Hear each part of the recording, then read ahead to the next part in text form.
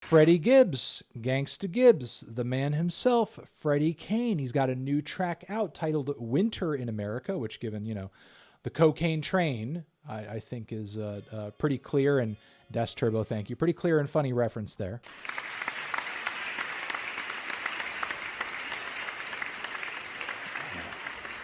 But simultaneously, this track also comes from a project that is upcoming, titled Black History Always, and music for the movement. And Freddie also is known for a conscious slant on some of his tracks here and there. He's been known to say some real shit from time to time, actually always, but not always with a kind of like a social direction. But he can certainly pull that off if he wants to, because the guy is a talented guy.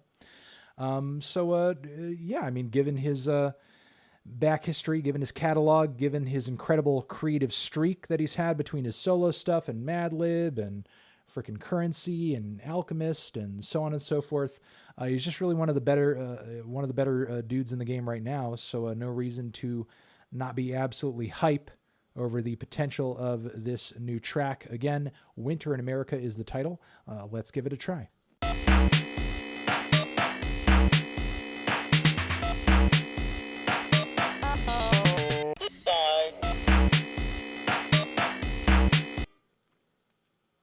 Wow.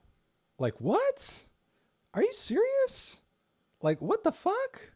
That was completely unexpected. I mean, I definitely have my criticisms of it, but like, I guess I'll start with the vocals. Like, Freddie has been flirting more and more and more with singing over the years, whether that be with like, a track here and there, peppered onto a project. Also his Freddie record that dropped back in 2018. He also had that track with Schoolboy that dropped recently, where they were both going kind of verse for verse on a super melodic flow.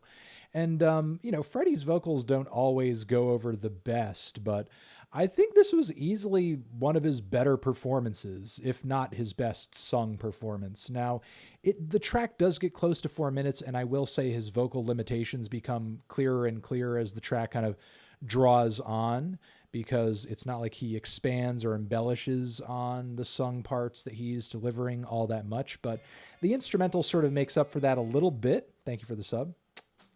Because of the super jazzy bridge with that trumpet solo, and then everything gets like Caspa, appreciate it. The transition after that point into a much more psychedelic mix of sound was a pretty nice progression, again, Freddie, good vocal performance, interesting direction, surprising all around.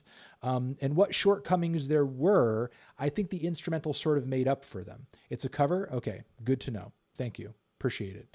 Now that being said, like, oh my God,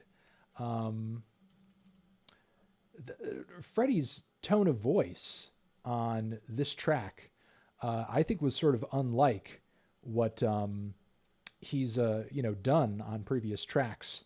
Whereas previously he sounded a very, almost like Tupac influenced, you know what I mean? Or maybe even like a little Bone Thugs. Whereas on here, you got like a real strong 70s soul, very forlorn 70s soul kind of delivery. And there are a lot of people in chat who were wondering, like, why does he sound so much like Gil Scott-Heron? Why does he sound like Gil Scott-Heron? It is a Gil Scott-Heron track, which generally I think he does quite a bit of justice. I think he does this cover quite a bit of justice, honestly. Like, and look, I mean, Gil Scott, amazing voice and poet, wasn't the strongest singer in the world either, and I think Freddie does a pretty good job on the track, honestly. Maybe there's a point at the end where I'm kind of looking for a little bit more from the voice than he's able to offer. But, up until that point, up until the bridge, like, I think he's doing a pretty good job. I think he's holding his own. And maybe it's not like the most technically proficient performance in the world. It's still like emotionally compelling. It's still powerful. It's still like just drenched in this, sobering, feeling that really kind of hooks itself into you and holds on for the duration of the track. And love that bass line. Love the drums.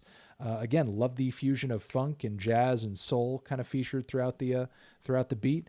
I will say it, Freddie Gibbs, he does not miss. He does not miss.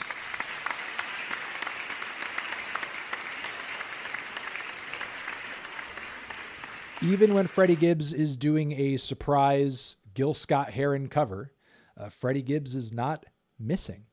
And yeah, I don't know. Those are my thoughts on it. I thought he played it pretty well. He did a tasteful version of a song from one of the greatest. And the instrumental was immaculate as well. So can't really complain on this one. Thank you very much for watching this New Music Friday stream clip over on TND Streams. To see future New Music Fridays, hit up our Twitch page at twitch.tv/theneedledrop. To see some past ones, hit up our Patreon page, linked near me or down below in the description. Also get some bonus monthly content in the process too over there. And yeah, see you guys in the next clip. Forever.